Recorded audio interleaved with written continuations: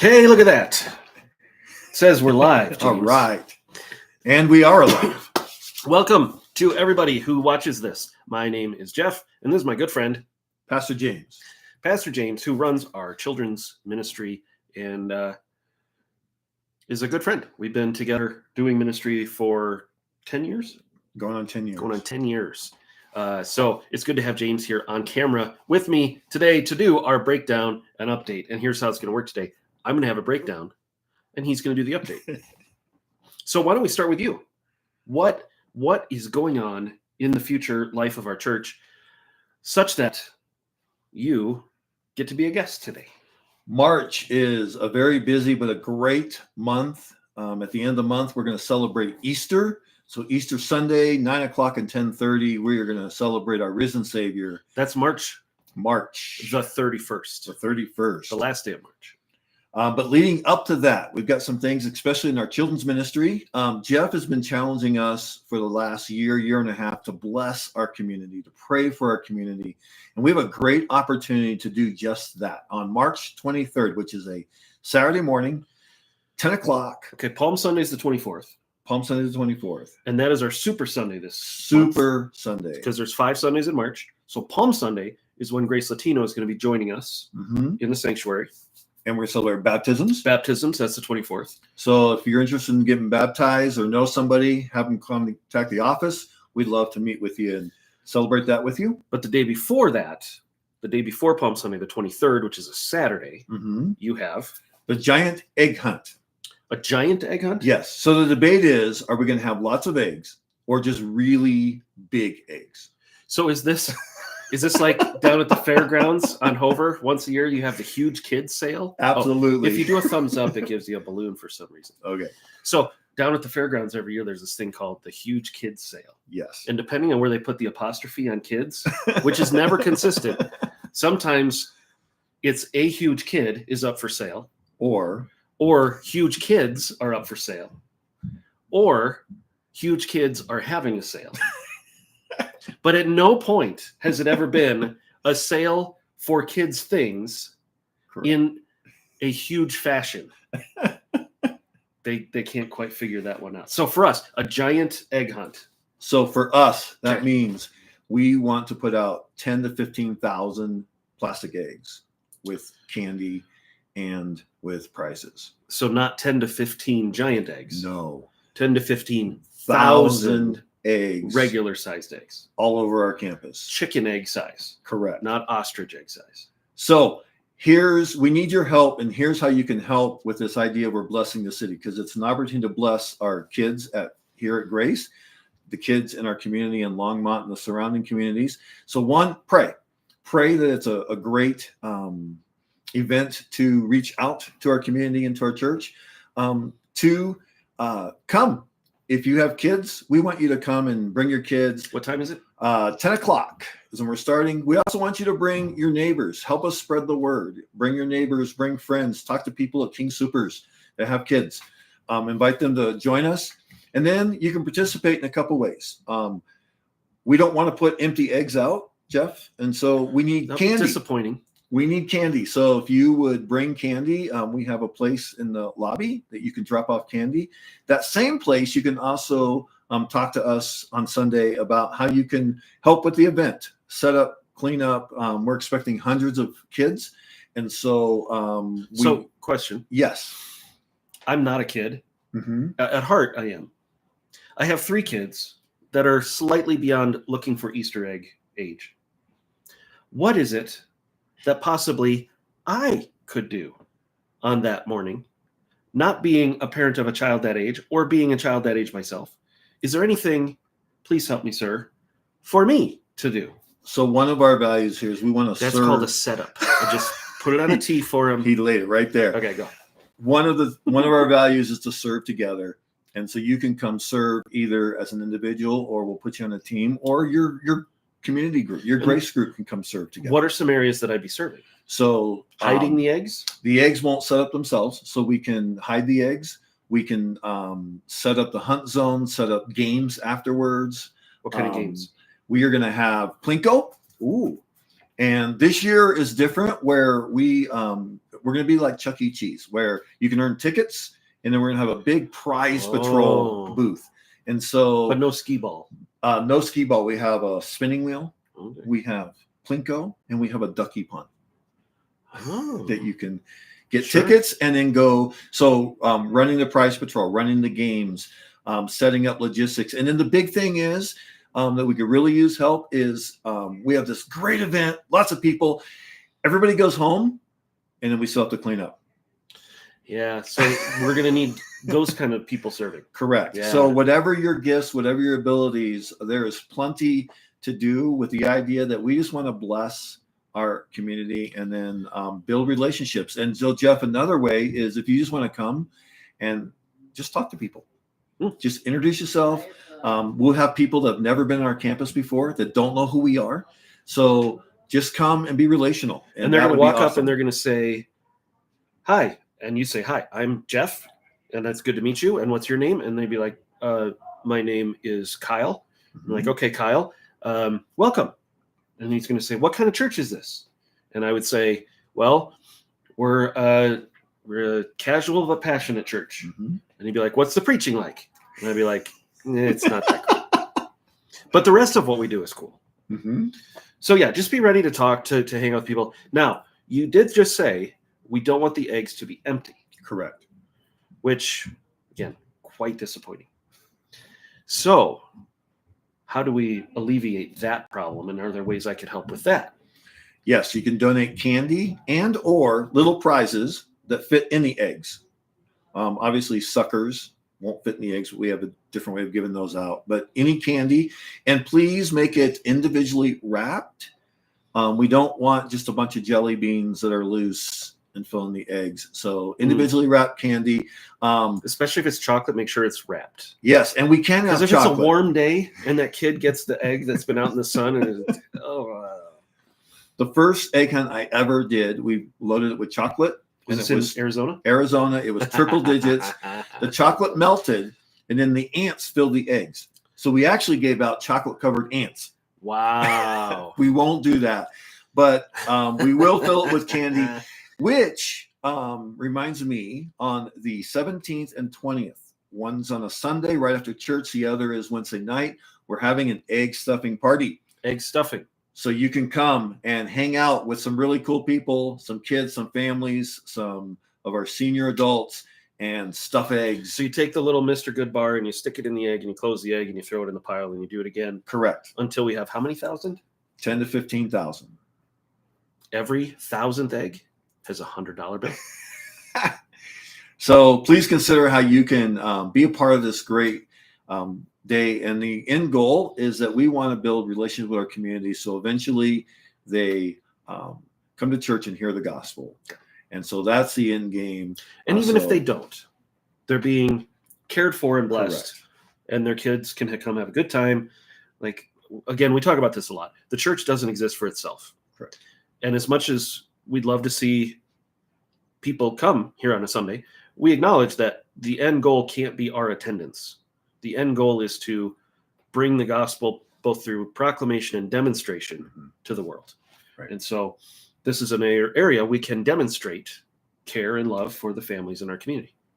And you can be a part of it. So the 17th is a Sunday. That's an egg stuffing thing after church. Wednesday night, the 20th, what do we call it? Egg stuffing party. Egg stuffing party. And then the 24th is Palm Sunday, but the 23rd, the day before, is the hunt at 10 o'clock. 10 o'clock here on our campus. Don't miss it. And then the Friday after that, the 24th, count backwards, what is that, the 29th, is Good Friday. And that'll be 6:30 here, our Good Friday service. We're only going to have the one, but we hope that you all can come for that. And then Easter Sunday, regular times, 9 and 10:30, Grace Latino at 10:30. Grace Latino on Easter is going to be in the fellowship hall so that they don't run out of space. So that'll be fun. And that really, I mean, Holy Week is early this year, and so that's something that we just got to get ahead of and start prepping for. We hung the sign on the building today cool. for the rubberneckers going down Highway 66. Also, this Sunday, do you know what's happening this Sunday? No. we are going to become time travelers. Oh, yeah. If you ever wanted to time travel, this is a week to do it. We are going to move forward an hour. We're just going to skip a whole hour and just be an hour in the future. It's going to be great. But that's this Saturday night. So everybody's got the cell phone now. We don't have to remind them to set clocks. So if you are an hour late to church, Great. You don't have any excuse. You got a cell phone. It's going to set itself. Anyway, no, it's fine. But it is going to be the week where people are extra groggy. Yeah. So I'm going to have a sermon to keep them awake, maybe with bottle rockets and little firecrackers on stage. No, this week we're going to be in the story of Naaman, which is part of Elisha's journey. So the series is Elijah. And in James, the book of James, it says he was a man just like us, that when he prayed, God listened and things happened. And James is telling us that we can pray like Elijah and see the same results he had. So that's kind of what we were trying to do with the series. Well, now Elijah has moved on. He was caught up in the whirlwind, and we've been following a little bit of the other story arcs from Elijah's story. Like last week, we finished the story arc for Jehoshaphat, because he showed up in Elijah and Elisha's life. Then the week before, we covered Jezebel's story arc. We've covered Ahab's story arc. This week, we're going to pick up a little bit of Elisha's story arc. And we did talk about the battle in 1 Kings 22, where Ahab and Jehoshaphat went to war with Ben-Hadad. Okay. He's been teaching in the kids, so he may not know the answer to this. Do you remember, James, would you know where Ben-Hadad, the general, the king, was from that Ahab and Jehoshaphat went to war against? No. It was above them to the north. The capital city's Damascus, Syria. Not Assyria. That was a different empire. Syria. And Damascus is the capital city there. And Ben-Hadad was the enemy that Ahab fought against a few times. All that to say, that storyline of Syria and Damascus is going to come up in the Naaman story, because that's where Naaman is from. And so we've already kind of established historically the tension between those two kingdoms. And Elisha is about to do something pretty remarkable. Well, God is going to do something pretty remarkable for an outsider, which Jesus references this story when he stands up and tells everybody that the Messiah is here for outsiders, and they don't like it. And so they try to throw him off a cliff. You remember that story? Yeah. And what does Jesus do there? I'm totally stumping him. I didn't prep him for any of this stuff. Jesus just walks through the crowd. He's like, yeah, today's not the day. And he just walks right through. Which, that's pretty fun. So we're going to talk about that story, Naaman, the outsider, the leprosy he has, and what God does. And we're going to talk a lot about faith. Now, last Sunday, in the Jehoshaphat story, now, I grew up in the church, Sunday school, kids' Bibles. The flannel graph was you grew up with that too. Yep. So in the Elijah stuff, what are some standard kids' story versions of the Elijah story? Like what gets covered in children's ministry when it comes to Elijah? Prophets of Baal. Okay, the confrontation on Carmel. We actually do teach Elisha and Naaman. Okay. Down the road, but we do teach that. We talk about how Elijah was cared for by the ravens, and that time in the wilderness. We talk about him being swooped up. We talk about hearing God in the wind. So we talk about all of those. Not the wind. The whisper. The whisper. So all those encounters. Yeah. We talk about. My favorite thing about being fed by the ravens. Where'd the ravens get the food? What kind of food do ravens typically eat? Would you eat it if they brought it to you? You can grill anything. It's the carrion food. Yeah, carrion's a nice way to say awful with an O. Awful. But in all those stories, the big idea we teach our kids upstairs with Elijah and with Elisha is that God is the one true God. Yes. That is the message we teach with all these stories. Yeah. And Elijah gets referenced quite a bit in the New Testament. I heard a great theory. I don't know if this is just for fun. Okay, this is not senior pastor saying this is the truth. But on Mount Sinai, right, Moses is in the cave, and he sees the glory of God pass by, or at least the train of the glory of God pass by. Elijah runs all the way to Mount Sinai to go up into the cave where he hears the whisper. And he experiences the glory of God in that moment. So I heard a theory that when they're experiencing those moments in the caves on Mount Sinai is when they're on the Mount of Transfiguration.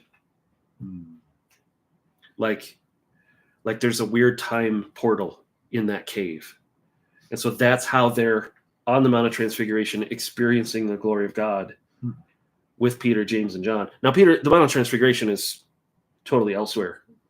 It's not Mount Sinai. But I hadn't ever thought of that before. But I like that theory. That's intriguing. How else are you going to experience the glory of God other than Christ himself revealed in his full glory to Peter, James, and John? And that's a way to experience. That's where they experience the glory of God. So maybe that's how Moses and Elijah happen to be there, is through some cool time vortex. I don't know. The Bible doesn't say. But I'm all for time vortexes, such as this Saturday night, where we will pass through a time vortex and jump an hour forward. And the great thing is, it'll be lighter earlier. The sun will be out till like 7:30. And it'll be lighter later, so that is a good thing. I'm all for more sun in the evening, right? All right, we should wrap this up. Okay. Any final words? No, thanks for your time. We thank you as a church, and we look forward to all the opportunities this spring to serve with you. And so we're looking forward to that. Yeah. And if you missed last Sunday, the passage we talked about was 2 Kings chapter 3, which is not the reason I brought up the what do you teach about Elijah to compare our notes. But I never heard this story in 2 Kings 3 ever. And even as I read it, I'm like, I know I've read this before, but boy, this seems new to me. And so it's fun to kind of delve into that. So if you don't know the story of Jehoshaphat and King Jehoram of the northern kingdom of Israel going the circuitous route to fight Moab, and the miracle of the water, and the Moabites seeing it as blood instead of water. It's an awesome story, and we got to delve into that last Sunday. So check it out on the website if you want to listen to it because you missed it, or you can hear on these very YouTubes, find the actual video of that. And also, Pastor John and I did upload a new podcast episode on imagination, and we recorded a couple more that we're editing right now, and they're super fun as well. If you think John ran out of books because we had to turn our library into your office, James, if you think that John ran out of goofy books to talk about on the podcast, nope, then you do not know John. But we know John, and we know it's awesome. So you're awesome as well. And I've been doing these combined breakdown and updates now for a couple of weeks, and I never know how to end them because I used to have sign-offs. Right. But now I just kind of in the middle of a sentence will just kind of hit the end button and it'll just stop.